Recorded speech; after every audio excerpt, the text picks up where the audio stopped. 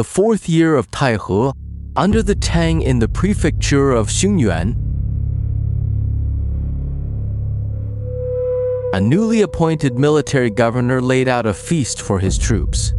800 soldiers filed into the government hall, and behind them, the gates were closed. That day, not one of those 800 came out again. The bodies drifted away down the Han River. This is not a ghost story. This is a purge written into the official histories. What the ghost story tells is the other half of it. 3 full years before it happened, someone described this killing to a passing minor official. He named the year. He named the place. He even got the number right. Not one more, not one fewer. 800.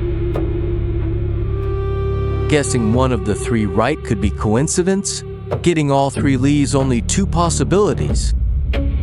Either the people of the Tang invented the story afterwards, or the future exists as a script already written, and the man who spoke had turned ahead to that page. This account is preserved in the Longzhou. The book was compiled by Xue Yusi. He was a writer of the Tang. Who was it that spoke? The answer goes back 3 years, to a midday nap on the road to Longzhou. The man in question was Wang Qi, deputy magistrate of Tianxing County. That county sits in Fenggang Prefecture, a junior officer in charge of documents and grain. It happened during the years of Baoli. Official business took him toward Longzhou. He rode alone on the highway west of Fengxiao. That noon the sun was fierce, and a white haze rose off the road. Beside it stood a great tree, spreading a wide pool of shade. Then Wang Qi dismounted, pulled off the saddle for a pillow, and lay down in the cool. The cicadas filled the tree, one cry pressing on the next. The air did not stir at all. He fell asleep. Then a sound reached him. From the road to the west came a clatter of hooves, and the shouts of outriders clearing the way, closer and closer. Startled awake, Wang Qi pushed himself up. A procession had halted before the tree. Several riders stood guard, and at the center was a carriage. Seated upright in it was a man robed in purple. Under Tang rules, purple was worn only by officials of the 3rd rank and above. The man in purple gave an order to his attendants. Ask Deputy Wang to come over. The words were courteous. The tone was not an invitation. And Wang Qi was led forward, and only then did he see it. On the empty grass, a great tent now stood. Couches, a screen, wine vessels, every piece set out and in order. He remembered clearly. When he lay down, there had been nothing here but grass.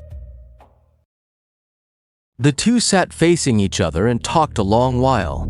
The man in purple asked about the harvest, about the roads, about how the post was treating him. His manner stayed gentle throughout. The difficulty was all on the other side, for Wang Qi could not place this man and dared neither use a title nor ask for a name. Every reply came out vague and fumbling. The man in purple saw it and set down his cup. I have been stranded in this post far too long. If you do not know what to call me king. That will do. And so Wang Qi gathered his courage and asked, May I ask where your majesty comes from? My family name is Meng. My given name is Tian. It was I who built the Great Wall for Qian. He froze, the cup halfway up. Anyone who had studied knew that name. The greatest general under the first emperor of Qing. With 300,000 men he drove the Shonu north and raised the Great Wall. The span from Qin to Tang is more than 1,000 years. The man sitting across from him had been dead for more than 1,000 years. Only now did he notice. The cicadas in the tree had, at some point, all fallen silent. And Meng Tian went on speaking.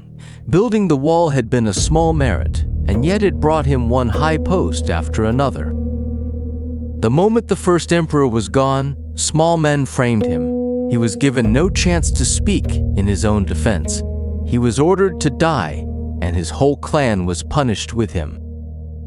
Above, his merits and faults were weighed again. The wall was entered on the credit side, but too many laborers had died building it, and that had offended the harmony of heaven. The two were set against each other, and he was sentenced to guard Mount Wu. In those days, Mount Wu still carried the title of a sacred peak. A peak has a master, and the master of a peak is called a king. So in those years, high and low alike called me Great King. Later, the title of Sacred Peak was transferred to Mount Hua. My sentence was not finished, but the office that governed it moved away with the title.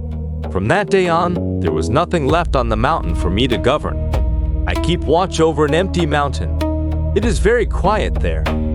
From one end of the year to the other, not one human voice. But once a man has borne the title of king, stooping to take some minor errand would not be fitting. So to this day, what I carry is a false title of king. I was passing today, and I saw you. I only wanted someone to sit down and talk with. At this, Wang Qi leaned forward in thanks, saying he was low in rank and of no account, and did not know what service he could offer in return for such notice. But Meng Tian shook his head. This was only a chance meeting, he said, and he wanted nothing. Then he added, Still, since you offer, if there really were one thing to entrust to you, would you be willing? Nothing would please me more. Only then did Meng Tian explain. He had been idle too long and wanted work again, but every army in the empire already had a master, and he could not touch authority that belonged to others. 3 years from now, 800 masterless fighting men will come free in Xingyuan. If I plan for it early, that force will be mine to command. There is only one thing I ask of you. Prepare 10,000 sheets of spirit money and burn them for me. With that, I can smooth the way above and below, and the thing can be done. 800 living soldiers. How could they lose their master? The question rose to the throat of Wang Qi, and he swallowed it back down. He agreed at once. The words had barely left him when everything emptied. The tent, the carriage, the riders, the man in purple, all of it gone without a trace. And Wang Qi lay on his back in the shade. The sun had moved west by a finger. The cicadas in the tree started up again. Sweat had soaked through his clothes and through the saddle beneath his head. He got up and looked around. On the grass there was only the small print his own body had pressed. On the road, not one wheel rut, not one hoof print. He reached Longzhou. The first thing he did there was not official business. It was buying paper. 10,000 sheets, stacked higher than a man. He went through every paper shop in the city before he had enough. One shopkeeper looked at him twice and asked how large a funeral he was holding. He gave no answer. He hired a cart to haul the paper outside the walls and began burning in the afternoon. The stack was too thick. The flames stayed low, and white smoke crawled along the ground. It was full dark before the last of it burned. The ash spun upward. The breeze that night blew west, and the ash went west, all the way toward the mountains. When it was finished, he stamped out the embers and went back to the post station. He swallowed the whole matter and never spoke of it to anyone. Back in Tianxing County, he went on being a deputy magistrate, copying his documents. Only from then on, whenever traders came up from the south, he would ask one extra question: Has the Xingyuan been quiet lately? Everyone said it was quiet, and having asked, he could not say whether he hoped for quiet or for something else. In the third year, the fourth year of Taihe, trouble broke out in Xingyuan. Tribal troops crossed the border in the south. The military governor Li Jiang was ordered to raise a new army and march it to the front. Before any battle was fought, the tribesmen withdrew. The new army was to be disbanded on the spot, and the reward money was thin. Resentment caught fire in the camp. The mutineers stormed the government hall and Li Zhang was killed there. The court sent Wenzhao to take over. On arrival in Xungyuan, he said nothing of the old accounts. He spoke only of a feast for the troops. 800 of the new soldiers filed into the government hall, and behind them, the gates were closed. The soldiers who killed were dead. The commander they killed was dead. From that moment, those 800 had no master. The men that King had asked for were all accounted for. That is the end of the story. In this old case, there is only one thing that truly does not fit. The details he named, the year, the place, the number. People today run vast quantities of data to model how the world will move. What comes out is a trend, a probability. Even the finest model will only offer an approximation. What he gave was exact. 3 years. The place was Xungyuan, 800. Physics has a concept called determinism. If the position and direction of everything at this moment are fixed, then the future is not an open mystery. It is only a problem not yet finished. The answer is already there. What is missing is the power to compute it. The people of the Tang recorded more than one case like this.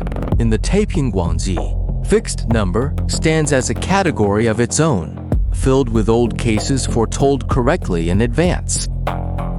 Could it be that, to someone already standing outside of time, what we call the future is only one file in an archive that no one has opened? He did not need to calculate. He only had to turn the page.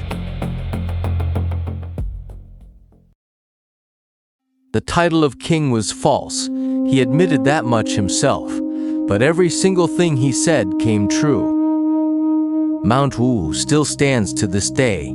It lies west of Longzhou. Deep woods, few people. It still looks like an empty mountain. Only he said it with his own mouth. His sentence is not yet finished.